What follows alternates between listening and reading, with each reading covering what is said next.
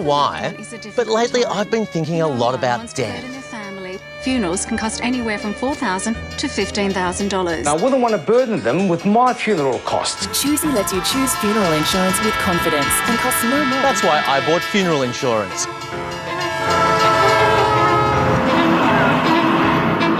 Now that I've purchased some peace of mind, I can do the things I've always dreamed about. Like calculating what a $6,000 funeral can actually cost you if you buy it using funeral insurance. Actually, dying early is a great way to get value for money from funeral insurance. Looking after my family is very... But if you're thinking about paying for a funeral in advance and don't want to be a financial burden to yourself, remember that the product you see advertised the most... Luckily, I found Choosy. ...isn't the only option. Nice shirt. A prepaid funeral lets you stipulate what type of funeral you want.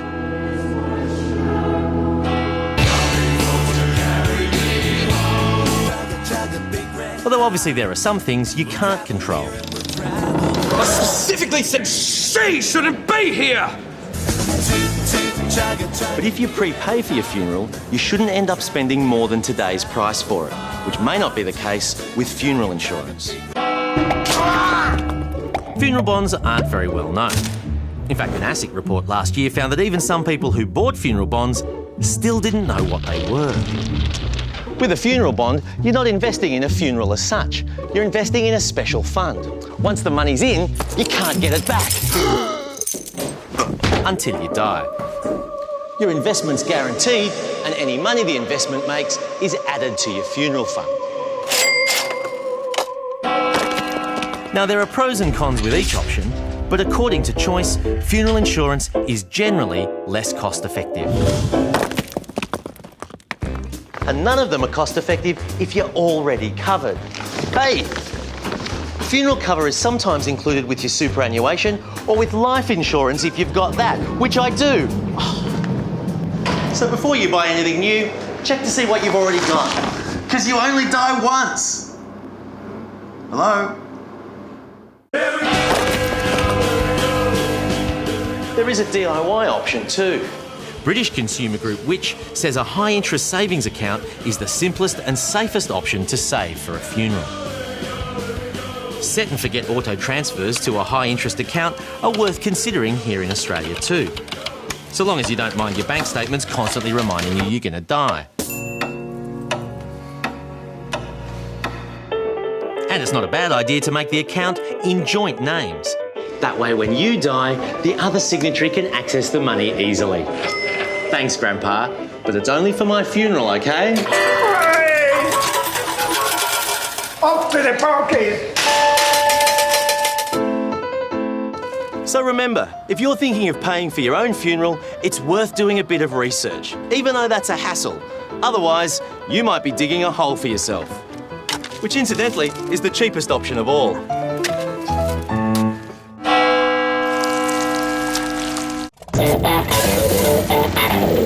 We are facing an energy crisis. Energy crisis. Energy crisis. Energy crisis.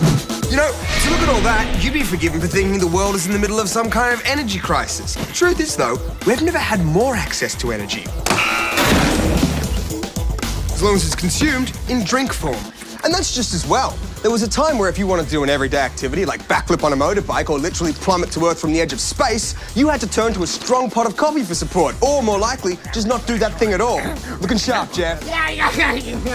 Classic Jeff. The worldwide energy drink market is worth an estimated $37 billion a year. And in Australia, we're just seeing the tip of that iceberg, which is a shame, because that iceberg looks like it'd be wicked fun to snowboard down. Even so, we've still got a fair bit of that market. Now, you'll have heard of Red Bull and V and Mother, but if you're just limiting yourself to those drinks, you're really denying yourself the extremitude of some of the online brands. Brands like Crunk. Here's a brand so extreme that the name alone requires 3 exclamation marks. Let's get a can of... Thanks.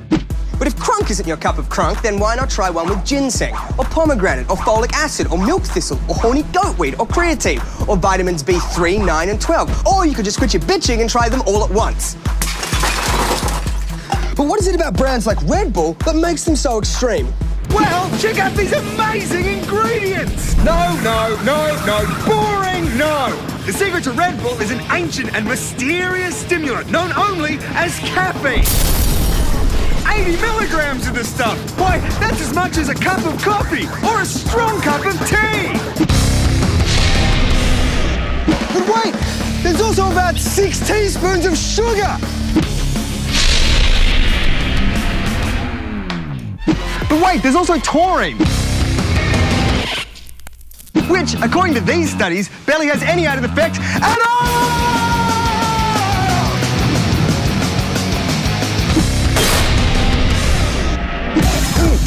But if we've got as much caffeine as a cup of coffee, then why are the wowzers so hell-bent on regulating it?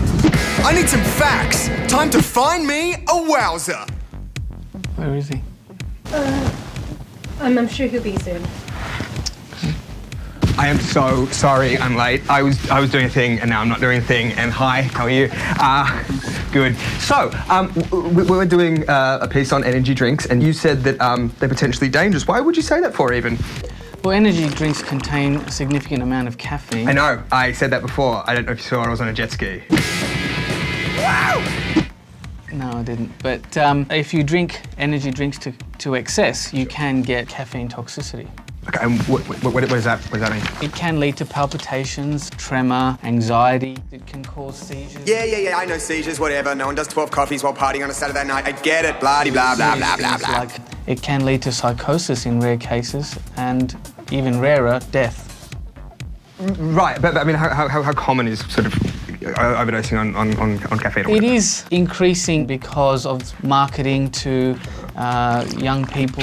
Stop right there, actually. Sorry. Yeah, I've got a report here from the Australian Beverages Association that clearly says, in bold, no less, that energy drinks are not marketed at children. If you can think of anything that children hate more than BMX bikes or women in bikinis, I'd like to see it. Yes, but, you know, young adults and teenagers are attracted to these drinks. So I have no memory of the last 30 seconds. How many of these have you had today? 11? That's not a number. Thanks for your time. And despite what the experts say, whatever that was, the fact remains that these drinks are awesome. Plus, they're a source of energy that's exempt from the carbon tax. And I think we can all rest easy on that.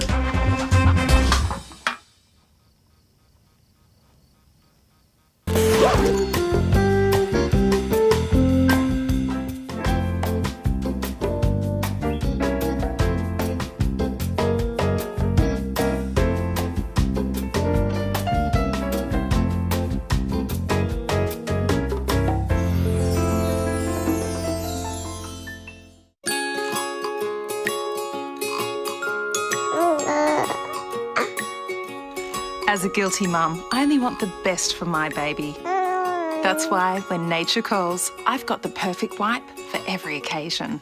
This poo explosion's not very shea butter. I think cucumber and aloe.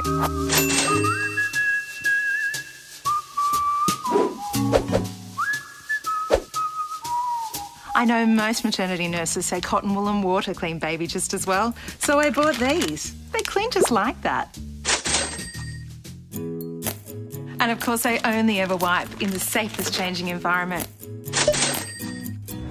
Because you can't put a price on reassurance and peace of mind. Plus, it's Scandinavian. It just seems safer.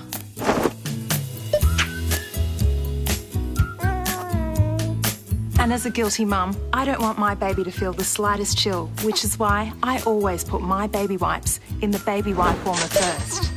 And I don't want global warming wipes, which is why I'm happy to pay twice as much for these eco-friendly bamboo ones. And I'd never use any of them for hands or faces. That's what these sticky fingers, hands and face wipes are for. Basically the same ingredients, but you can't be too careful. Which is why when baby's bottom is finally clean, I like to use hand sanitizer. Science says it's almost as effective as soap and water. And if soap didn't come in potentially germ-packed soap pumps, I wouldn't need hands-free soap dispensers to protect my family. Now if only I could find something to clean away my mummy guilt.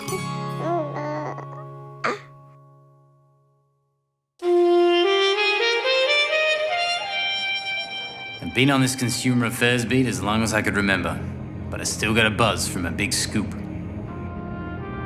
Hey, you can't smoke on TV anymore. It's a Twiggy stick. Probably the only thing less healthy than a cigarette. Tonight, the buzz was back. I had a tip-off about a fancy dame with a hot lead.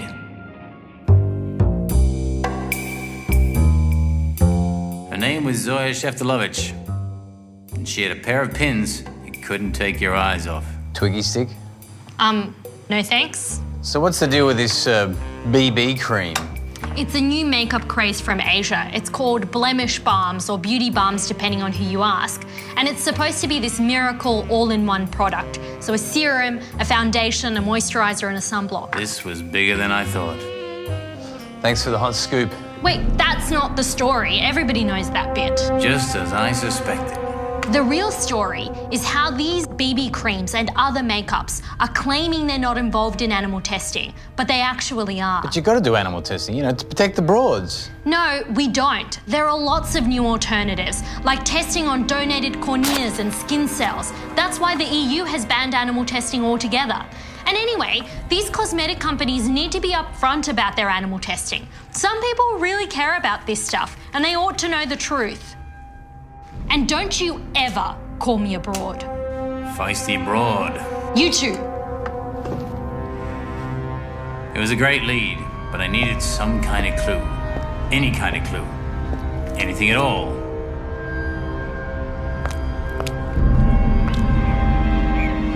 Of course. I needed more matches. But while I was there, I moseyed down the makeup aisle. Some of the products were cruelty-free and had the logos to prove it.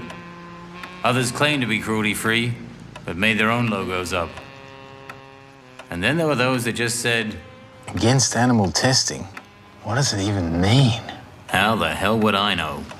That was a rhetorical question.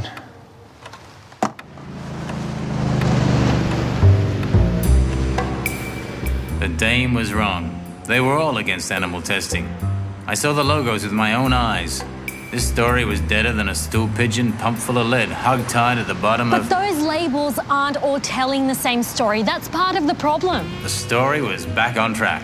It was more on track than a Jersey locomotive hurtling through Do you mind? We're talking about animal cruelty here. They drip chemicals into the eyes of rabbits. They take animals and shave them, then apply chemicals to their skin to see if they get a bad reaction. And the tests include killing them and doing autopsies. So why do they do it? It's because of China. It's a huge market, and in order to be registered there, cosmetic companies have to have their products tested on animals. So any cosmetics sold in China are tested on animals? Exactly, and the cosmetic companies pay for it themselves. No sudden moves, Newcastle. I'm packing heat. This is your final warning.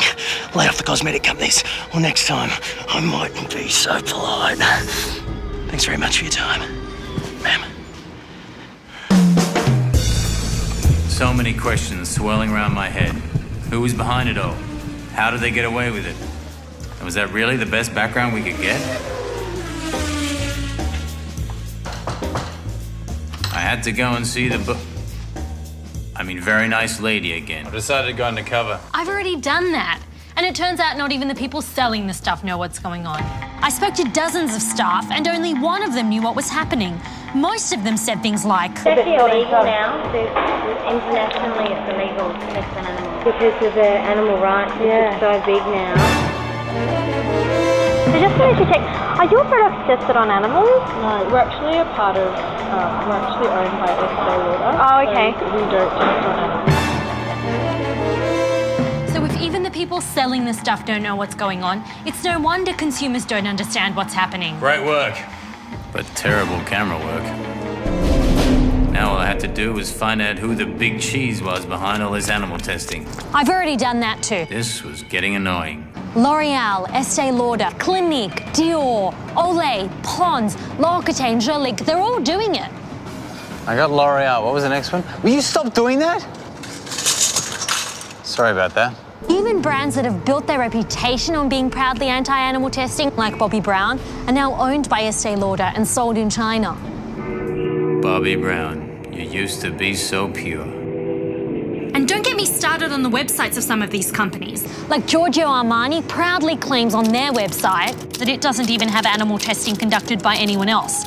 But they're sold in China, and animal rights groups say they do test on animals. Thank God my typewriter's connected to the NBN. And that Against Animal Testing box you just saw, that one's from Palmer's. They may claim that they're cruelty-free, but they're sold in China too, so they're involved. All the pieces were falling into place, like some kind of a thing with pieces coming together nicely. I just had to work out what people could do about it. Yep, I've already done that too. For God's sake. All we have to do I told you when I'd be back. I would be so polite. Well, here I am, a gap-toothed moron. Come on. Animal testing isn't... And anyway, animal testing isn't the fault of the cosmetic companies. The Chinese government make them do it so they can put their products in there. But they do have a choice. The Body Shop has decided not to sell their products in China, even though they're owned by L'Oreal. And Urban Decay and John Paul Mitchell Systems have pulled out of the Chinese market since finding out about their animal testing policies. And the more companies pull out of China, the more pressure there is on the government to change the law. See what I have to deal with? Cute story, lady. Prepare to... I'm just gonna turn the light on, I think. Huh, there are my keys. Hey, cute story, baby. As I was saying, prepare to kiss the angel. Sorry, I'm late. So you take that message back to whoever sent you. Who said that?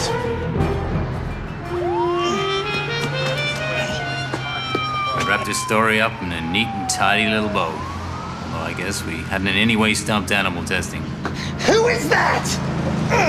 Don't worry. There are no voiceover guys in the big house. Want to go get a steak? Yeah.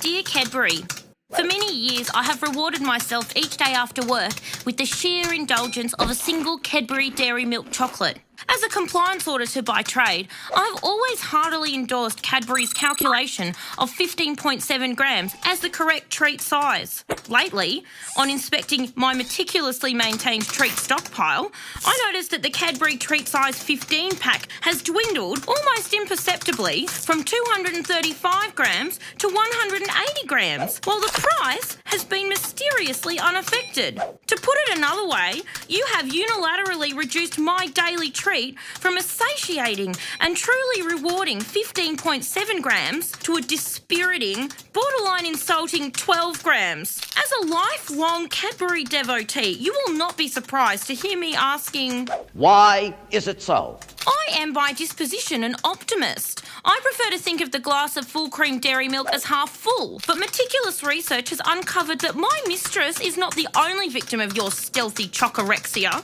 Like a Machiavellian Willy Wonka, not only have you magically shrunk my treats by 23%, which is both stealing and a gross misunderstanding of the point of magic, but even the queen of the Cadbury Empire has shriveled by your evil shrinking curse from her majestic 250 grams to a far less statuesque 200. So, Cadbury, although I cannot help buying your products thanks to a chronic, albeit treat-sized addiction, make no mistake, I do not buy your new marketing campaign. Now bigger, with more in every piece, asterisk. New generous blocks, asterisk. Asterisk indeed. A miserly 20-gram mitigation so soon after unceremoniously stripping away 50 gorgeous grams, trumpeted as offering 10% more joy, the height of you. Properly audited, it is at best 40% less misery. And if you were to persist with the self-congratulating display of a fair trade logo, which guarantees a better deal for third world producers,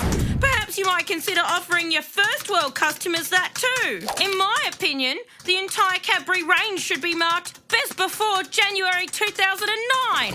Best wishes to Joyville from Got the Serious Shitsville. Bridget M, CCO. My name is Barry Schwartz, and I'm a professor of psychology at Swarthmore College near Philadelphia. And I wrote a book some years ago called The Paradox of Choice. If I could say one thing, it's this. Good enough is almost always good enough. Whether you're looking for a mortgage or a flat screen TV, a place to go on vacation, or even something as trivial as a tube of toothpaste, there are just a dizzying number of options. And with so much choice available, people are naturally inclined to look for the best. And people who seek the best are producing misery for themselves while they choose, and dissatisfaction and disappointment with what they end up choosing. The quest for the best is a huge mistake. Good enough is almost always good enough.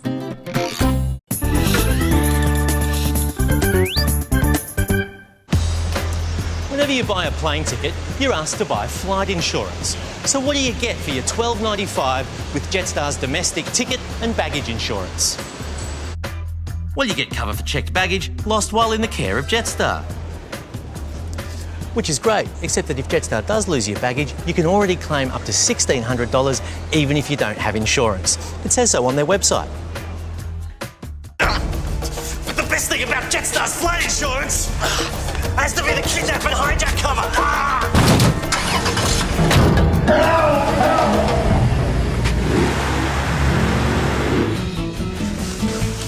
If you're kidnapped or your public transport is hijacked, they'll pay you $750 a day for up to 10 days. So hopefully your captors get sick of you pretty quickly. Here's Egypt. Check this out. A whole family right in front of the pyramids. That was, such a good photo. I love that. It was a beautiful day, really. Disneyland. Everyone wants to go to Disneyland. Have you been? There are also exclusions for claims arising directly or indirectly of war, civil war, invasion, insurrection, revolution, due to military power or actual or any loss as a result of any terrorist act. So hopefully your captors are just in it for the jollies. Oh, there is one final exclusion. The policy doesn't cover you if you are a terrorist. What? My wife is going to kill me.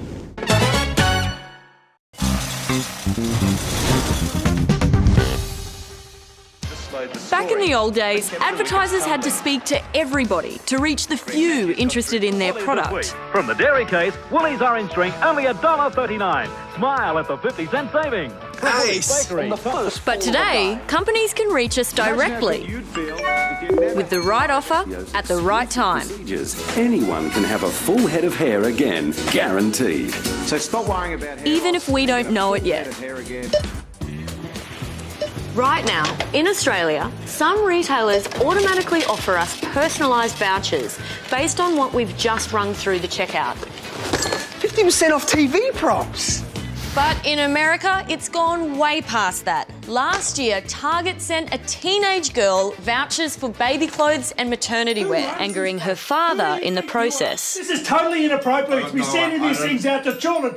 That was until he discovered that his daughter was, in fact, knocked up. Target worked it out before Dad did by analysing the shopping records of women on their baby shower registry and noticing there are a whole bunch of products that women tend to buy when they're pregnant. So they came up with a pregnancy prediction score for other women buying the same items and even roughly guessed their due dates to send out perfectly timed baby bargains. 50% off nappies! Oh, Bethany! I'll see if we have any in stock. Companies can tell when you're about to move house, when your kids are going to graduate, when you're thinking about buying a new car. They can pretty much read our minds. Ooh, 20% off vasectomies. And in most cases, we've willingly handed our information over. Take loyalty programs, for example. They aren't about rewarding you, they're about spying on you. Would you like to join our Priceline Sister Club? Ooh, what does that involve? Well, you give us your name, address, date of birth, sex, phone number and email, and we record every single purchase you make and share that information with third parties. Then we can buy even more information about you from third parties so we can sell you more stuff. And if you not only give us all that information but also spend $100 in store, we'll give you a voucher worth $3 which you will most certainly throw straight in the bin. Where do I sign? All those lifestyle surveys and competitions, They're just bribes for market research. Yeah, but all I need to do is tell them how much I earn, where I live, how many kids I have, what magazines I read, my deepest insecurities, and I could win an electric golf trolley. For golf!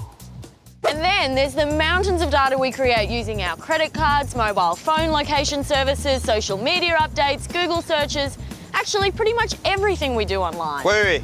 Everything? Uh-huh. And it's only going to get worse. With an estimated 1 trillion internet-connected devices in the world by 2015, real life and the digital universe will soon become one. Like in the Matrix! Not the Matrix. Minority Report. In 2010, General Motors filed a patent for billboards that target passing vehicles based on data from their onboard navigation systems. They want to show you ads based on where you're going or how long you've been driving. They even plan on working out the age and sex of vehicle occupants through voice analysis. That's right, your GPS could be listening to you. Are you? Yes. Cool! It's not cool, Ben. Companies like Axiom are selling your data right now. We have 1,600 elements, including ethnic and behavioral categories. And with more sources than ever before, our accuracy is unparalleled. They're making a mint out of your information. Yeah, so am I. Oh, geez, Ben, can't you see where this is going? You can move the old-fashioned John Anderton. John Anderton! You can use a Guinness right about now. Get away, John Anderton. It's weird. It's Tom Cruise. Everything he does is weird. Look, no, okay, let me get some help here. Who are you? I'm an expert. Expert in what? This is TV. Does it really matter? I guess not. I mean, sure, it's great to get advertising that's particularly relevant to you, but now that companies know more about you and your behaviour than you could possibly imagine, they target you when you're at your most vulnerable and open to suggestion. It's not that you're actually getting the best products, you're getting the best marketed products. Oh. And what about if this company that has all your information sells it illegally like T-Mobile did in 2009 in the UK? Well, that sounds just... Cheap ice cream! I'll see ya. I think we lost him. In Europe, they're trying to fight back against this sort of thing, with laws that force companies to tell you what data they're going to collect and what they want to do with it. But in Australia, you're pretty much on your own. So, if you don't want to be bombarded with personalised ads, well, don't sign up to loyalty programs, install tracker blocking software on your computer, only use cash, turn location services off on your mobile, and that way, advertisers won't be able to target you. I'm not bloody pregnant!